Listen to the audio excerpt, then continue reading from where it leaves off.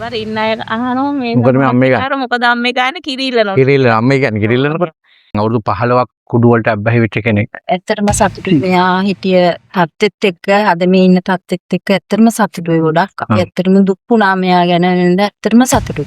අම්මගේ මූණ බැලුවත් තේරෙනවා අර පීඩාව.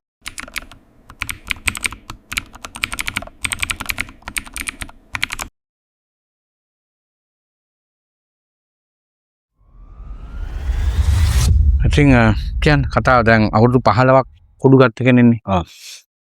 අවුරුදු 15ක ඇබ්බැහියා. අද මේ දවස් 10න් එන්නේ. මොකක්ද දැන් දැනේ? කලින් නම් ගොඩක් ප්‍රශ්න තිබ්බ හිතට දැන් නම් ගොඩක් හිත නිදහස්. ඒ කියන්නේ එක්තැන් වෙලා වගේ ඉන්නේ.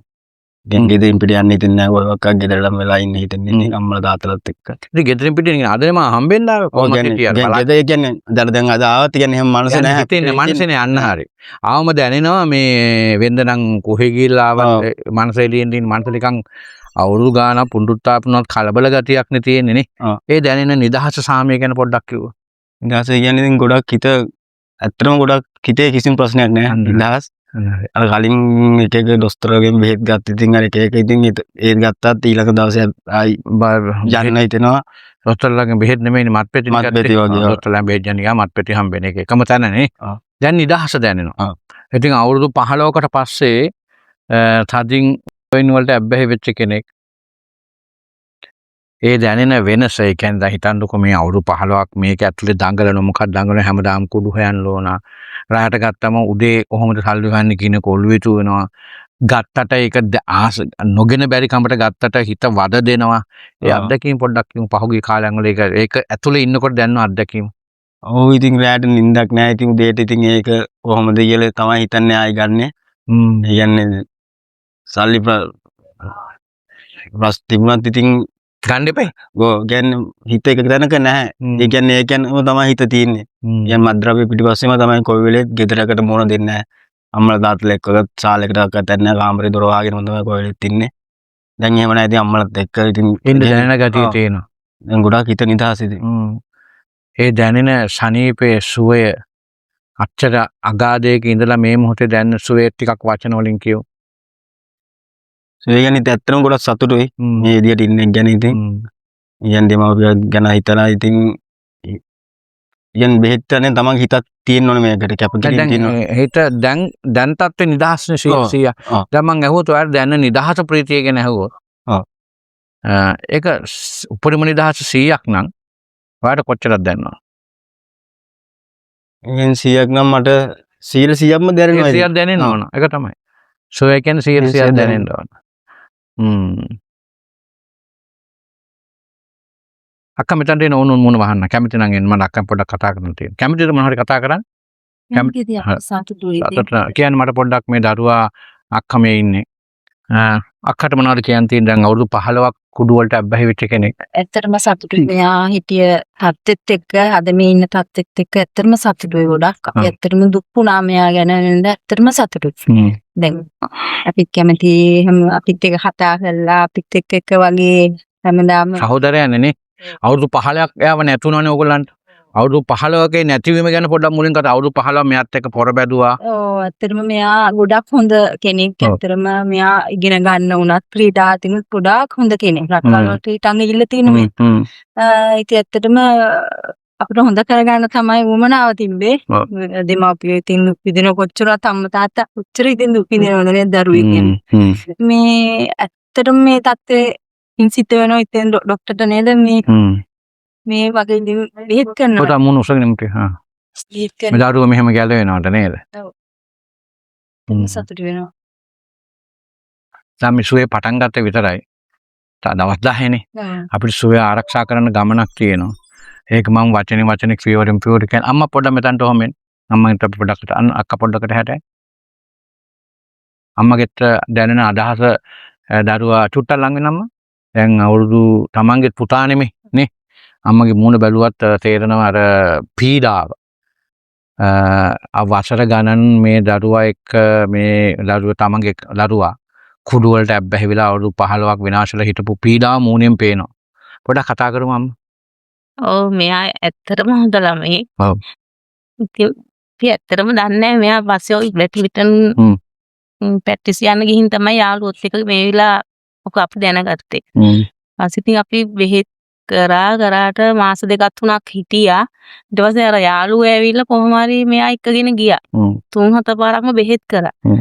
ඒ කරනත් හිටියා ඉතින් ඉඳලා එහෙම අර යාළුවොත් එක්ක යන්න එන්න ගත්තාම හැබැයි 3-4 පාරක් බෙහෙත් නෙමෙයි කරලා තියෙන්නේ. ඔව් මේකයි නිින්ද යනවා. ඒ පාර මත් වෙන අම්මා දන්නේ නැහැ මත් පිටි ගත්තයි කියලා. අම්මා හිතන්නේ ડોක්ටර් මහත්තයන්ගේ බෙහෙත් ගන්න යනවනේ.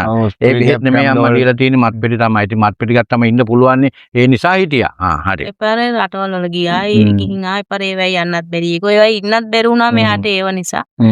ඊට පස්සේ මෙයා බොහොට්ටුවේ යන්න පුරුදු. දැන් බොහොට්ටු වල යන්නෙත් ඒ වගේ කට්ටිය. ඒ පාර මුදු ගිහින් එනකොටම බොහොට්ටුවේ ගිහින් එනකොටම ඊට පස්සේ අපිට තේරෙනවා මෙයා ආපහු මේවා අරකටම තමයි යන්නේ කියලා. අසද මෙයාගේ අතේ සල්ලි තියෙනකොට ලක්ෂ 2ක් 3ක් වුණත් ඒක එක දවසින් ඉවර. ඒවට විතරක් නෙමෙයි. ඒ නෑදෑයන්ට ඉතින් ඒගොල්ලන්ට දෙනවා. ළමයින්ට කෑම්බින් ගෙනෙත් දෙනවා. ඒවත් කරා. ඊපස්සේ පාර එතනින් ඊට පස්සේ අපිට කරදර කරනවා. නැතුණාම ඕනනම් කරදර කරනවා. මුකුත් නෙමෙයි අම්මේ ගන්න. ගෙයි ඇතුලේ මොන තරම් සෙනගක් හිටියත් අම්මේ ගන්න. ඉතින් අපි දන්න මේ මොකද මේ අම්මේ කියන්නේ කියලා. ඒ පාර මං කිව්වා සම්පත් නෑනේ සල්ලි නෑනේ මොකද කොහෙන් හරි සොයලා දෙන්නාම මං දෙන්නම් බෝට්ටුවේ ගිහින් ආව දෙන්නම් හරි මේ කියලා. ඇත්තෙම අපි ගාව තියෙන සල්ලිත් මම මෙයාට ණයට ගෙනෙත් දෙන විදියට දෙනවා. දැන් පව් මෙයා ගැන දුකයි. ඉතින් මෙයාට ඉන්න බැරි නිසාදනේ එයා කෑ ගහන. මේ එහෙම ඉන්නකොට තාත්තත් කොහොම හරි ඉතින් මෙයා තාත්තා ආදරේ වුණාට තාත්තට කියන්නේ අම්මේ කී තමයි කියලා සම්ම කෑ ගහන්න එපා. මිනිස්සුනේ ඇවිල්ලා ඉන්නේ පාර හිතවනේ මොකද මේ අම්මේ ගහන්නේ. ඒ පාර ඉන්න අය අහනවා මේ මොකද මේ අම්මේ ගහන්නේ? මොකද අම්මේ ගහන්නේ කිරිල්ලනවා. කිරිල්ල අම්මේ කියන්නේ කිරිල්ලනකොට. ඉතින් කොහොම හරි ඉතින්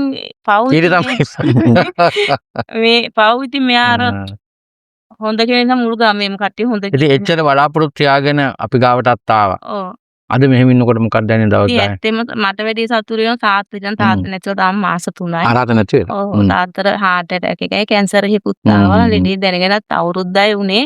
මෙයා බෝට්ටුවේ ගිහින් ආවට පස්සේ නැතුනේ ඔක්තෝබර් 20. ඒතකොට 16 17 වගේ මෙයාට කතා කරා. කතා කරනකොට නංගිට පුතෙක් ඉන්නවා. අවුරුදු දෙක තුනේ ඔක්තෝබර් 11. සම්පත් මට පොඩි එකනාගේ උපන්දිනේ ගන්න ඕනේ කිව්වා. ඉතින් අපකෝ දැන් ඔය ඉන්න වෙලාවට එහෙම කරන්න බෑනේ. මිනිස්සුත් කියාවි තාත්තා මෙහෙම ඉන්නකොට පාටි දානවා කියලා. ඊපර මෙයා රස්සාව ගිහින් ඇවිල්ලා සල්ලි දුන්න තාත්තගේ අතට. දුන්නාම මෙයාට ඇවිද ගන්න බැරුව හිටියේ. එකපාරට මම දෙන්නේ නැකිලා ගේ වටයක් ගියා. දැන් මට සනීපයි පාටිය ගන්න ඕනේ කිව්වා. ඒ පාර මෙයාට කතා කරලා කිනු සම්පත් පුතේ මේ මං තා වැඩි දවසක් ඉන්නේ කන්නේ අම්මා බලාගන්නේ. මෙයයි නංගි විතරයි ඉන්නේ. ඒ පාර අපේ බෑන්ට කතා කරලා කිව්වා මේ අපි දෙන්න බලාගන්නේ කියලා. කොහොම හරි පාර මෙයා එයාගේ ආසාවට මෙයා කෝ අම්මේ තාත්තා පවුනේ. එහෙනම් අපි නෑ දැය ටික විතරක් එන්නේ කියලා කෑම වෙලක් දෙමු. පාර ඒ කෑම වෙලක් දුන්නා. කොහොම හරි දවස් 4යි උනේ. නැතුණ. තාත්තා නැතුණා. තාත්තා මෙයාට ඉල්ලීමක් කරන්නේ නැද්ද පුතේ මෙතනින් නිදහස් වෙන්න? ඔව් කිව්වා පුතා ඕක නවත්තන්න අම්මා බලා ගන්න කවුරුවත් නැහැ. ඕක දැන් නවත්තන්න සම්පත් දැන් කවුරුවත් නැහැ. ඒ ඔක්කොම එක දැන් ඔයාද නිදහස් වෙලා මේ ඔක්කොම කතාව මම ගත්තේ ඒකයි. අක්කා මෙතන කතා විශ්ේ අම්මා කතා කළා තාත්තා ගැන කතා කළා තාත්තගේ බලාපොරොත්තුව ගැන කතා කළා. අද ඔයා නිදහස් වෙලා ඉන්න මේ මොහොතේ මොකක්ද ඔයාට දැනෙන්නේ? ඇත්තටම සතුටුයි ඉතින් මේ විදිහට ඉන්න ලැබිච්ච එක ගැන. ඔව් තාත්තත් හිටියනම් තවත් සතුටුයි. අපි තාත්තා වෙනුවෙන් මුළු ජීවිත කාලෙම සුවය අරසා කරනවා. ඒක තමයි දැන් සුවය ලැබුවා විතරයි. මෙයාට ගහලවත් නෑ මේගොල්ලෝ තාත්තා එහෙම. තාත්තා වෙනුවෙන් මේ ලැබුණු සුවය අපි තාත්තත් පිහිට වෙන්නේ නැති මෙයාට මේ. ඒක තමයි. එහෙනම් තාත්තා වෙනුවෙන් ඒ සුවය මම කියලා දෙන්නම් සුවය අරසා කරගන්න විදිය ඒක අරසා කරගන්න. සුබ පතනවා හැමෝටම.